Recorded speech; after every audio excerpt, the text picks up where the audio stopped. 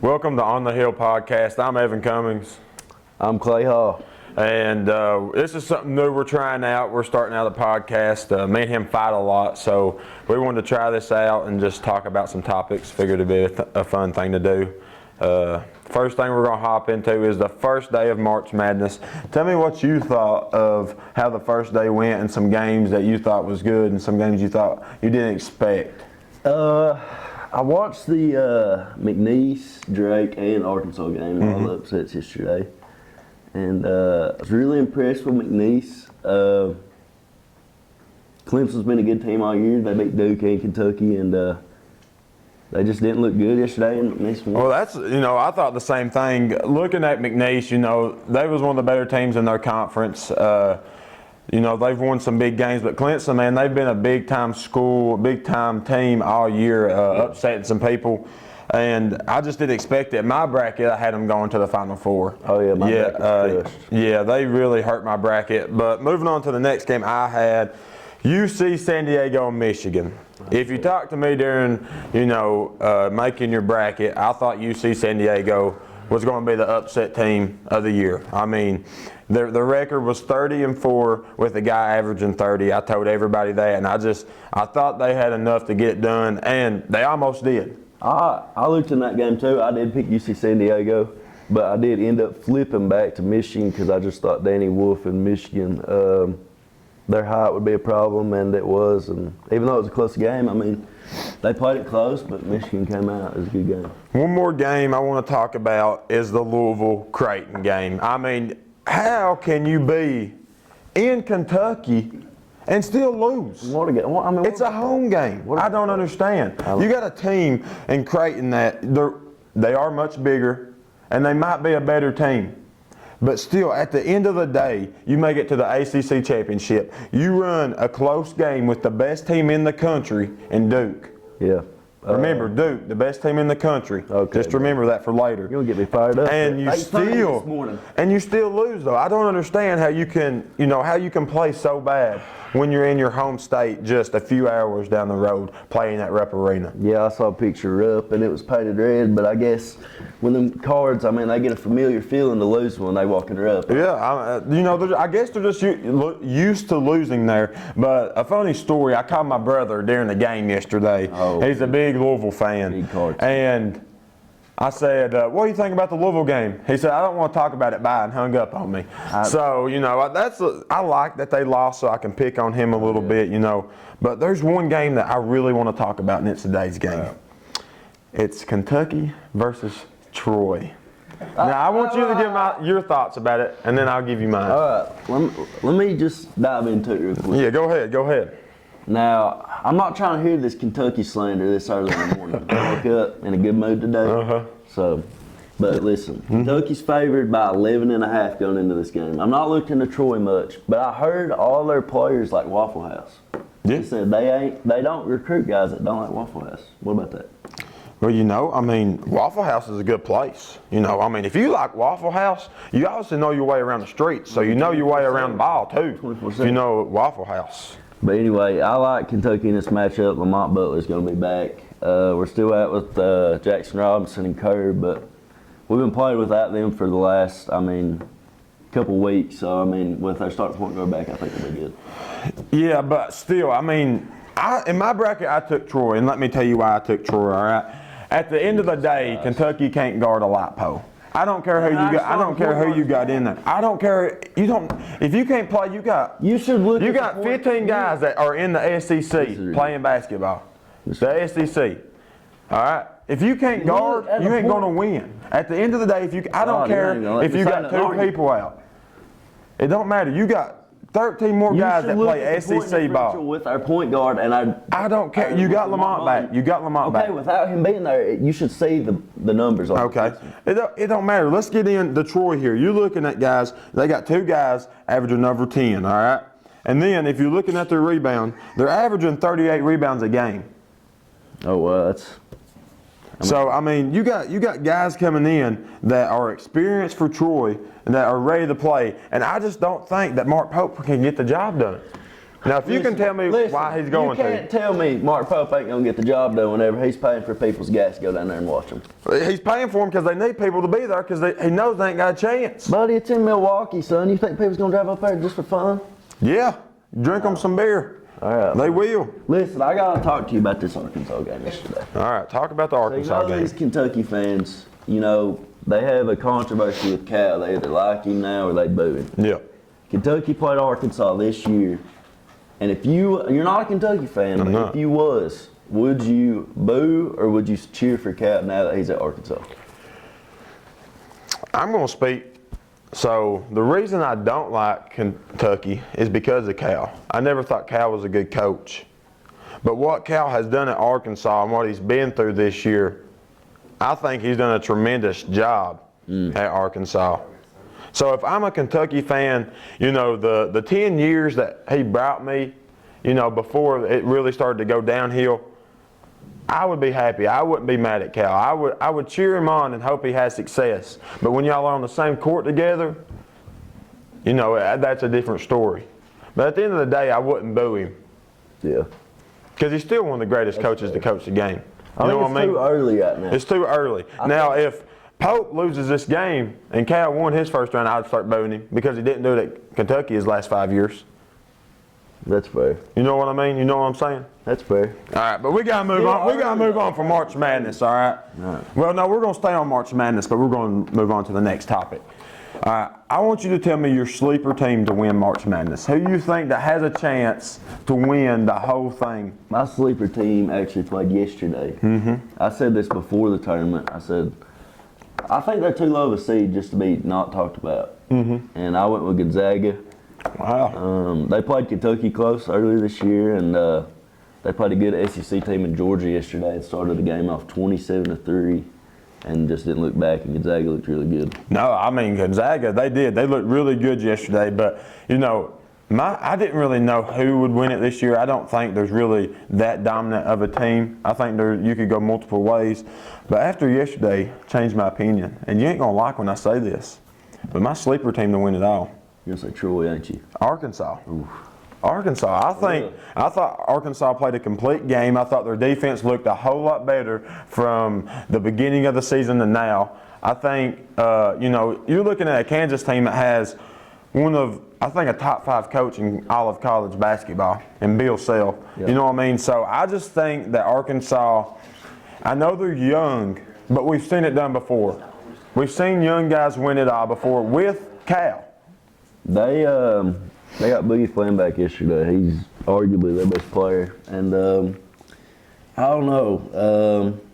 Cal's got them rolling lately. At the end of the season, they've won like 5 out of the last 6 or something. And I don't know. I mean, Kansas is a good team. That's preseason number 1 with Bill Self. He knows how to win in March, so that's a good win for them. Yeah, I mean, for sure. You can't never count Coach Cal out. A coach like that, you can't count him out of a tournament. No. All right. Moving on to our next topic here, we're going to talk a little bit about the NFL free agency, and I want you to tell me who won free agency and who lost free agency. My winner, I'll start with the loser. I'll go with my loser is the Jacksonville Jaguars.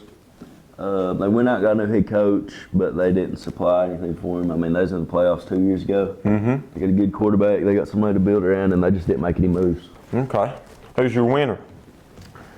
My winner is the Seattle Seahawks and Sam Darnold. Wow. I think they're actually in contention this year with the addition of Cooper Kupp also. And they're not looking to sell. I thought after they traded Geno, I thought they was going to look to rebuild. It looks like this is a win now. So I mean, well, I disagree with you. I don't think Seattle won, and I'll tell you why. Because you get rid of DK Metcalf to the Steelers, then you release Tyler Lockett. So you're losing 2 of your best receivers, one of the best duo receivers in the league. And then you get rid of your quarterback for a quarterback that is about the same as the guy you had before. Sam Darnold ain't much better than Geno Smith. I don't know. I mean, we've seen Sam Darnold have one good year, you can't say that he's a premier. On a good team. On a good team with a good offense, with an offensive-minded coach. Now you're going to Seattle where they got a defensive-minded coach. That's true. So I don't know how you could say that Seattle won when you're just replacing a guy that's just as good as a guy. I don't know. I mean, they was in the playoffs too. And then you add Cooper Kupp. You trade DK and you add Cooper Kupp, who, yes, he was a Triple Crown winner, but at the end of the day, he stays injured. And he's a 30-some-year-old. Whenever he's healthy, he's one of the better receivers in the league. Yes, he is, but is he going to be healthy? Opportunity for him to break out. Is he going to be healthy? He can't break out more than he did at LA. He's a Triple Crown winner. He averaged 1,000 yards a year. I mean, you can't do much better than that. Yeah. Especially when you got your quarterback as Matthew Stafford, a Hall of Fame guy. Well, I just like the Cooper Kupp deal because they got him for cheap. I think. Well, yeah, they let him go for cheap because I mean he's 30-some-year-old. He ain't got much left in the tank. He was still. I mean, he's still. Yeah, but Puka Nacua took over the #1 role there. Yeah. So now, you know he's declining. Cooper Kupp's obviously so now you have declining. Smith and Jigba. Okay. But you get rid of DK and Tyler Lockett. You had a big three. DK didn't want to be in Seattle anymore. They had to find know that, but still, at the end of the day, you can't say they won free agency when they got rid of a guy that's a top 15 receiver. They lost. They didn't add it. You cannot tell me right now Cooper Kupp is as good as DK Metcalf. Oh my God! I never said that. You just said they replaced him. You said they replaced him. You have to replace him with somebody halfway decent. Yeah, but at the end of the day, you can't say they're a winner. Decent. You can't say they won free agency. I just think they won. You don't have to agree with. No, I don't agree. I don't agree. But I like the Seahawks next year. So okay, you like the Seahawks. Okay, we'll see how far they go. All right. I'm going to get into my winners and losers. All right, coming in, I'll start with my losers. With my losers, yes, sir. I'm going to agree with you, the Jacksonville Jaguars. Okay. I thought they brought in the right guy as head coach. I think Liam Cohen, the offensive guy, I think that was the right choice. But then you look at them, they traded Christian Kirk to the Texans. And then you release Evan Ingram, who has probably had his best 2 years in the league at Jacksonville. Yeah, I didn't agree with that. So now you're looking at who is Trevor Lawrence going to throw the ball to is the real question. Yeah. I mean, you look in the draft, you might get a receiver.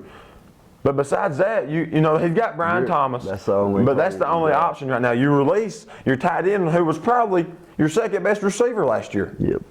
And now you're looking at who's going to be the running back too. Because Travis Etienne, the way he had played last year, declined. I wouldn't even have him on a team, and it's his second year. He sold my fantasy league last year. I mean, you know, so that is my losers. I think, you know, they made the right move at head coach, but they didn't make the right move. They're bringing him in on the roster. Position. Yes, and you know he's just going to lose, and then people's going to blame him for losing. Yep, you're right. So, I'll get into my winners. I mean, my winner. My winner is the Texans. I think the Texans made the right moves to get their team, you know, going in the right direction.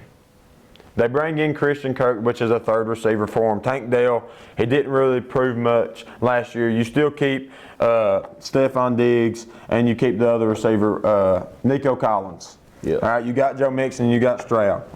But on the defensive side, they bring in a cornerback. They bring in a few more pieces to help the team. And I think after this offseason, they got a complete team. Last year, they stayed injured, and you know, they still made it to the second round of the playoffs. Yeah. So I think right there is my winner. I still don't see how you think that the Seahawks win free agency. It just, you know, it blows my mind. But another team I want to get into in the NFL is the Cincinnati Bengals. How are you going to sign Jamar Chase to a max deal? And then you sign T. Higgins. That was a package. To $112 million. It's a package. It don't matter. All right, I could take my little cousin's Pee-wee team, put them on defense, and they're going to sack Joe Burrow because the offensive line sucks. And then at the end of the day, they say they want to win a Super Bowl. You can't tell me you can win a Super Bowl with a bad offensive line and a terrible one. I would put them at 32 right now on the defensive side of the ball. I mean, you cannot win a ball game like that. It don't matter. The Steelers put up 40 points against the Bengals, and they ain't done that Hey, since that was 2018. That's last year. They ain't made no improvement since last year on the defensive side of the ball. We've got. I mean, you're going to trade Trey Hendrickson. God. You release. I mean, Sam Hubbard retired because the defense is so bad. No, because he was so bad, buddy. No, he wasn't. He wasn't bad on the Bengals. Yes, he was, buddy. He had 1.5 sacks last year in 17 games. That don't matter. He was still one of the best defensive players. And don't even get me started about your corners. Your corners can't guard LCC's receivers here. They're awful. So how are you going to tell me that they're one of the better teams in the league right now at this time? Now listen, if you give me a chance to say something. Go ahead. Go ahead.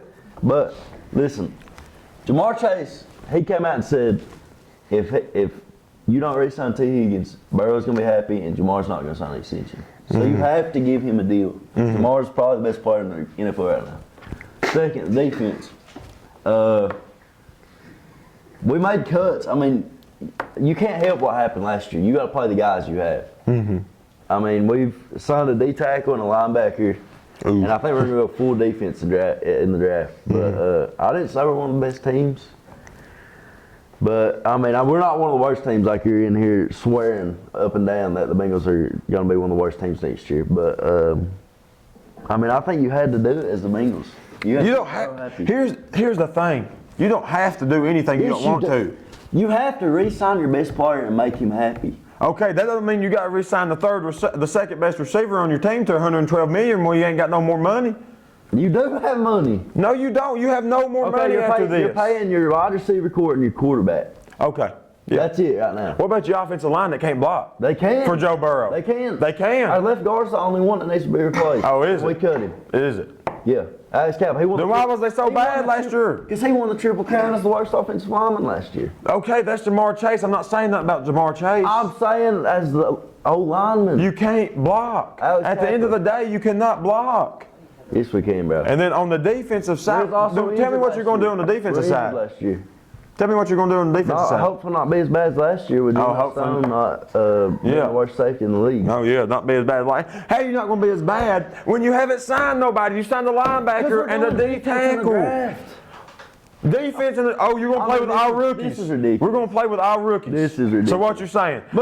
So rookies are going to be able to guard. Move on. DK Metcalf, George Pickens, Tyreek Hill. I mean, DK Metcalf and George Pickens ain't even going to make it through the year without fighting. No, I don't care. Fight. As long as you head top somebody, that don't matter. Hey, all right, whatever. I'm done hearing that math. Yeah, that's what I thought. Moving on to our last topic here. Mr. Clay Hall is getting fired up. Cougar baseball starting the season out 1-1. Tell me your thoughts on Cougar baseball so far this season after the first 2 games. We dropped a game on Wednesday. We definitely shouldn't have dropped. You won Wednesday. No. What was it, Tuesday? We lost on Tuesday. My bad. That's my bad. Had a big one on Wednesday. We lost to them in the region tournament last year and beat them at Powell, so that was a good win. And with Perry tomorrow, Perry's a good team. We're better, I think. We'll be fine. First games are always a little rough. I think the Cougar baseball team this year I think y'all have a good shot of winning region. I think this is the best year. I think this is going to be the best year that Cougar baseball has had in a while. Coming off a district tournament win, a championship win last year again, and y'all didn't really expect to win, and you only lost one person, Caleb Sloan in the outfield. Yeah. So, but Tuesday's game is really frustrating for Cougar fans, and I'm sure it's more frustrating for Cougar baseball players because you're up 11-2 at the end of the second inning, and you don't score another run, and they go on an 8-0 run. Yeah, we.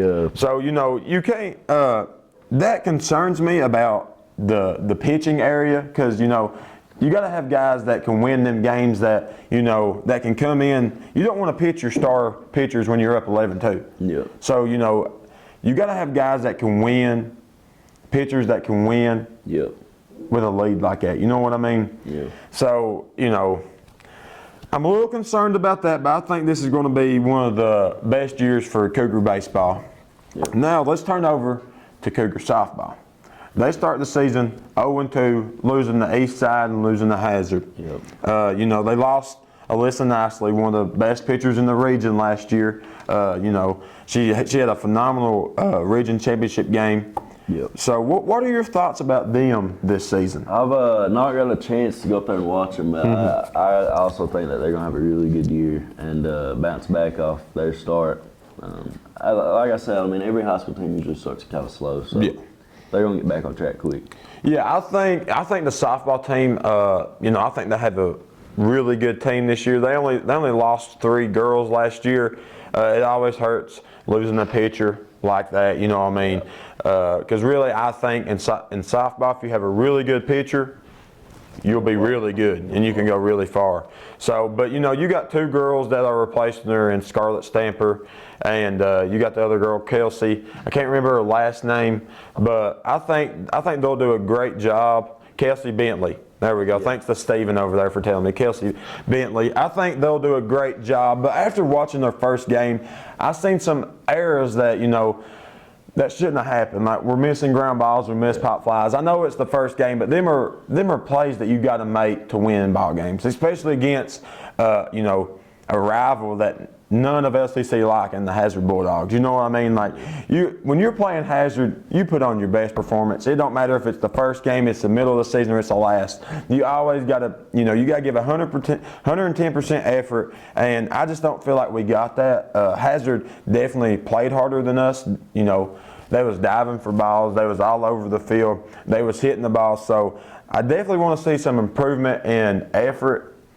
from the girls, because you know you don't have to be talented to give effort. Yeah. So at the end of the day, I want to see more effort from the girls, and I want to see, you know, better pitching from the boys. Everybody's got things they can work on. Yeah, it's still early though. It's still early in the season. We got a lot, and we'll be back. This is a new thing for us.